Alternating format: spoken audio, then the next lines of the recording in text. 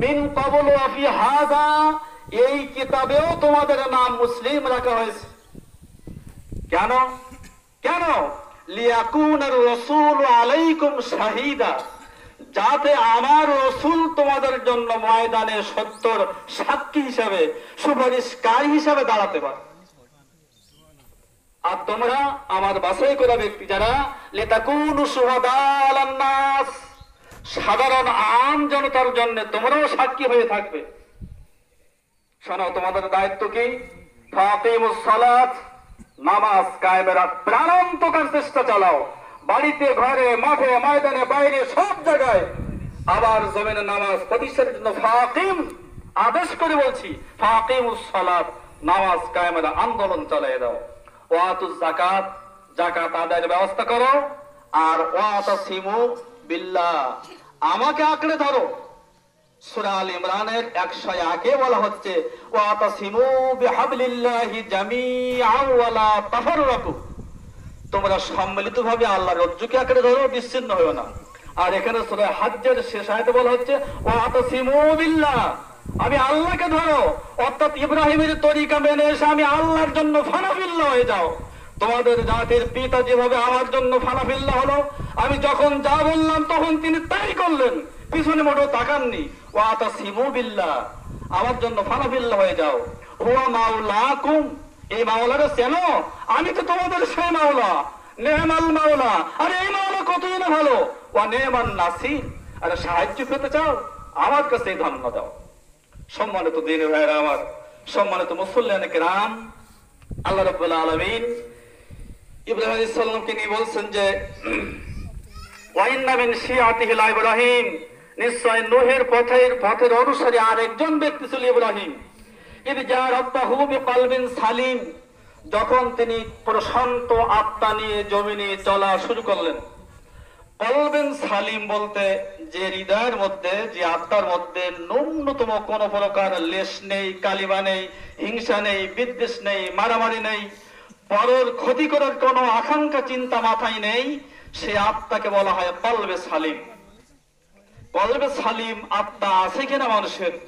সূরা আদিয়াতের মধ্যে আল্লাহ রাব্বুল আলামিন বলেছেন যে, ইয়াওমা ইদি ইয়াওমা ইয়াসদুরুন নাস আশতাতাল লিউরাউ আমালাহুম, আমি সেদিন একটা ছাকনি দিব মানুষের আত্মাকে নিয়ে, যে নেটের মতো ছাকনি দেওয়ার পরে আত্মার মধ্যে হিংসা আছে কিনা, বিদ্বেষ আছে কিনা, বড় ক্ষতি করার চিন্তা ভাবনা আছে কিনা, এই ছাকনি দেওয়ার পরে যদি আমি তার আত্মার মধ্যে এসবগুলো থাকে, হাজারো লেবাসদারি হোক, হাজারো দাড়ি টুপি আলা হোক, মনের মধ্যে হিংসা লালন করে, পরের ক্ষতির চিন্তা করে, পরের ফসল নষ্ট করে এবং অন্যর দোষ ত্রুটি খোঁজাখুঁজি করে, এই ধরনের দোষ ত্রুটি যাদের মধ্যে আছে, এই গুনাহে যারা লিপ্ত, আমি সে আত্মা বলি কলবে সালিম হিসাবে ধরব না।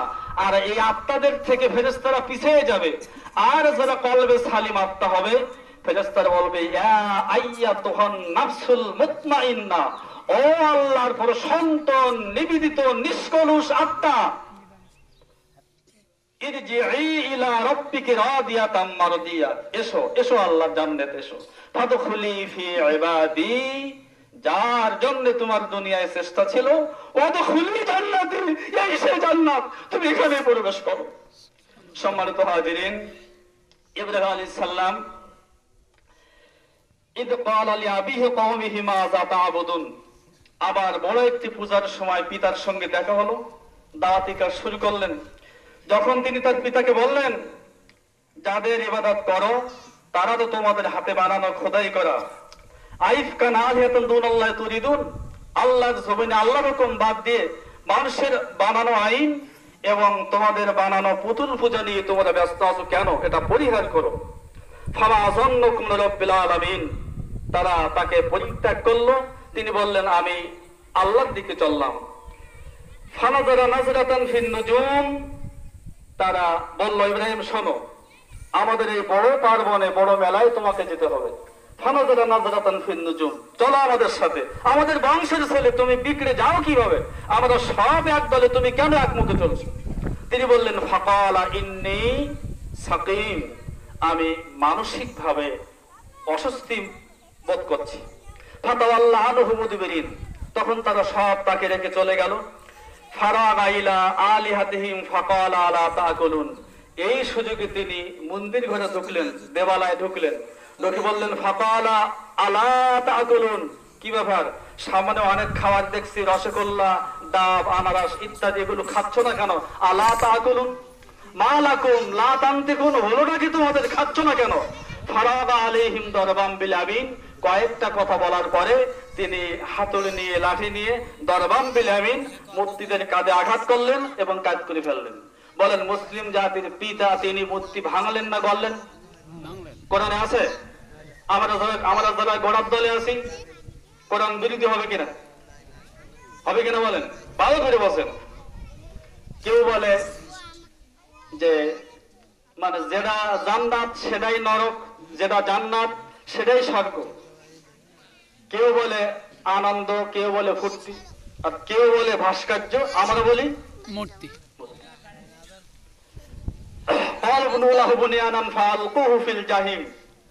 তখন তারা বলল যে কোনো কথা নেই, ফালকুহু ফিল জাহিম, অগ্নিকুণ্ড তৈরি করো, ইব্রাহিমকে ধরো, তাকে আগুনে নিক্ষেপ করো। আল্লাহ তাদের সকল কায়দা কানুনের মধ্যে ইব্রাহিম আলাইহিস সালামকে সুস্থ রেখে বের করলেন। এবার তিনি আবার বললেন, ক্বালা ইন্নী যাহিবুন ইলা রাব্বি সায়াদিন, আমি আমার রবের দিকে চললাম। চলতে চলতে মাথার মধ্যে চিন্তা, আল্লাহ কাবা ঘরের হেফাজত করার জন্য আমার দায়িত্ব দিয়েছো, বয়সটা 80 কোটায়, বিরুদ্ধ হয়ে গেছি, কখন মরে যাই, ওইখানের কোনো দায়িত্বশীল তৈরি করতে পারলাম না, সব মুশরিক জাতি। রব্বি হাবলি মিনাস সালিহিন, যদি একটি পুত্র সন্তান দাও তাহলে সেইটা ওই ঘরের জন্য আমি ওয়াকফ করে দিব। আল্লাহ রাব্বুল আলামিন বলেন, ফাবাশশারনাহু বিগুলামিন হালিম, আমি তাকে একটি পুত্র সন্তানের দিয়ে আশ্বস্ত করলাম, আশা পূরণ করলাম। আশা পূরণ হলো, কদিন পরে বললেন ইব্রাহিম, এই ছেলেটা শহর মাকে রেখে এসো ওই দূরবর্তী অঞ্চল। কোনো কথা নেই, তার মাকে সহ ছেলেকে নিয়ে চলে গেলেন একেবারে পাহাড়ি অঞ্চল। সেখানে যে বললে তোমরা এখানে থাকো, আমি চলে যাচ্ছি। মা হাজিরা বললেন, যাচ্ছ কিন্তু আমাদের কোনো খানা পিনার ব্যবস্থা নেই, আমরা কিভাবে থাকবো, কেন নিয়ে আসলে, কিছুই তো বললেন। আমাদের পিতা ইব্রাহিম তিনি বললেন, আমি চলে যাচ্ছি। মা হাজিরা আবার দেখে বললেন, শোনো, এই বাচ্চাটার উপায় কি, আমার উপায় কি, কোনো কথা নেই। তিনি আবার দরদ ফেরা করতে বললেন, আচ্ছা এই যে রেখে যাচ্ছ, এই নির্দেশটা কি আল্লাহ? ইব্রাহিম আলাইহিস সালাম বললেন, হ্যাঁ এটি আল্লাহর নির্দেশে আমি রেখে যাচ্ছি। মা হাজিরা বললেন, নির্দেশ যদি রবের হয়, মালিকের হয়, কোনো চাওয়া পাওয়া কিচ্ছু নেই, আমার এখানে থাকে, তুমি যাও। সেখানে থেকে গেলেন। পানির ব্যবস্থা নেই, খাওয়ার ব্যবস্থা নেই, এদিকে ছোটেন এদিকে ছোটেন, পানি কোথাও পান না, চিকচিক মরুবালি, অনেক কবিতা আপনারা পড়েছেন। তিনি ফিরে এসে দেখেন শিশু ইসমাইল পালাফালাফি করছেন। সে পায়ের গোড়ালি দিয়ে জমিন ফেটে আল্লাহ তাআলা পানির ব্যবস্থা করলেন। তিনি তাড়াতাড়ি এসে সেখানে আইল দেওয়া শুরু করলেন। এটি আঞ্চলিক শব্দ, জম জম, থামো থামো, পানিকে তিনি থামানোর জন্য এই ভাষাগুলি ব্যবহার করলেন, আইল দিচ্ছিলেন। আল্লাহ রাব্বুল আলামিন কোরআনের ভাষায় বলেছেন যে হাজেরার যে একাগ্রতা, যদি আল্লাহ বলে থাকে আমার কোনো কথা নেই, এই ধৈর্যের কারণে আমি বরকতে সারা পৃথিবী পরিপূর্ণ করে দিলাম। ইসমাইলের পায়ের আঘাতে যে জমিন ফেটে পানি বের হলো, এই জায়গাটার নাম হাজরা যা বলেছে জাম জাম, থামো থামো, এই নামে কূপ খনন হয়ে গেল। সারা পৃথিবীর মানুষ কিয়ামত পর্যন্ত খেলো, সেই জায়গার বরকতের পানি এক বিন্দু কমবে না। জোরে বলুন সুবহানাল্লাহ। সম্মানিত ভাইরা আমার, ওখান থেকে ছেলেকে বাড়ি আনা হলো। বাড়ি আনার পরে বললেন যে চলাফেরা করছেন, এমত অবস্থা আল্লাহ বললেন যে ফালাম্মা বালাগা মা'আ সায়া ক্বালা ইয়া বুনাইয়া ইন্নী আরা ফিল মানামি আন্নী আযবাহু। ইব্রাহিম, লান তানালুল বিররা হাত্তা তুনফিকু মিম্মা তুহিব্বুন, আমার প্রিয় ব্যক্তি হতে গেলে প্রিয় বস্তু কুরবানি করা ছাড়া প্রিয় পাত্র হওয়া যাবে না। সুতরাং যেটা এখন তোমার সাথে সাথে করে মসজিদে যায়, বাজারে যায়, দোকানে যায়, বাজারে কাটে, বিভিন্ন জায়গায় আঙুল ছাড়ে না, খুবই দরদের, খুবই মহব্বতের, এইটাকে আমার রাস্তায় কুরবানি না দিলে টেস্ট ঠিক মতো হবে না। ইমান পরিপূর্ণ ভাগাবত্য আছে কিনা আমি আল্লাহ দেখতে চাই। আল্লাহ বললেন, সাথে সাথে ছেলেকে ডেকে নিয়ে আব্বু বলে বললেন যে ক্বালা ইয়া বুনাইয়া, ও আমার আদরের ছেলে আব্বু, ইন্নী আরা ফিল মানাম, আমি রাত্রে স্বপ্ন দেখলাম তোমাকে আল্লাহর হয়ে কুরবানি দিচ্ছি। ফানজুর মাযা তারা, এখন বাবা তোমার অভিমতটা কি? ইসমাইল বললেন যে আব্বা তুমি দাঁড়াও, একটু মার কাছে শুনে আসি। তাই বললেন না, আব্বা তুমি দাঁড়াও, মার কাছে শুনে আসি। কোরআনের বচন ভঙ্গি ফানজুর মাযা তারা, থামলেন। পরের শব্দ ক্বালা, বড় শব্দ দিয়ে ক্বালা ইয়া আবাতি ফাআল মা তুমার, আব্বা শোনো, শোনের বিষয় না, তুমি যে বিষয়ে আদিষ্ট হয়েছে, আল্লাহ যে তোমাকে যে আদেশ করেছে, কোনো দেরি করা যাবে না। আবাতি ফাআল মা তুমার, এক্ষুনি তো ফলো করতে হবে। আমার অবস্থা সাতাজিদুনি ইনশাআল্লাহু মিনাস সাবিরিন। এখানে কোরআনের বচন ভঙ্গি, কথন ভঙ্গি দেখেন যে আমি ধৈর্য ধরবো, আমি কাউকে পরোয়া করি না, এই ধরনের অহংকারী মূলক কোন শব্দ ব্যবহার না করে কি বললেন মার্জিত ভাষায়, সাতাজিদুনি ইনশাআল্লাহু মিনাস সাবিরিন। আব্বা যত সাবিরিন লোক আছে, যত ধৈর্যশীল লোক আছে, আমি তাদের মধ্যেই তো একজন। আমরা অহংকার বর্জন করি। সামান্য কথা দিয়ে তিনি কি শিক্ষা দিয়ে গেলেন? কিছুটা অহংকার দুনিয়ায়। তিনি সারা পৃথিবীর জন্য ইতিহাস সৃষ্টি করবেন যে ব্যক্তি, তিনি বললেন যে ইনশাআল্লাহু মিনাস সাবিরিন, আমি সাবিরিনদের মধ্যে থাকব। আল্লাহ তাআলা এই শব্দ শুনে বললেন ফালাম্মা আসলামা, তারা যখন উভয় আমার কাছে কমপ্লিটলি সারেন্ডার হয়ে গেল, আতাল্লাহু লিল জাবিন, এবং সারেন্ডার হয়ে জবাই করা শুরু করলো। কদ সাদ্দাকতা রুইয়া ইন্নাকা যালিকা নাজিল মুহসিনিন। এখানে আরেকটু ঘটনা ঘটে গেছে, আমরা বেশি লম্বা করতে চাই না। ভালো কাজ যেখানে শুরু হয়, শয়তানের ওয়াসওয়াসা সেখানে বেড়ে যায়। কি বলেন? যখন তারা একেবারে জবাই হওয়ার জন্য রেডি হয়ে গেল, তখন শয়তান বিভিন্ন ভাবে ফুসলাতে লাগলো। এটা মিনায় নিয়ে গেল। সেই মিনাই একটা কঙ্কন মারার স্থান আছে ওই কুরবানির জায়গায়। কি বলেন? সেখানে কিন্তু শয়তান কি আইজু দাঁড়িয়েছে না, ওটা একটা প্রতীকী বিষয়।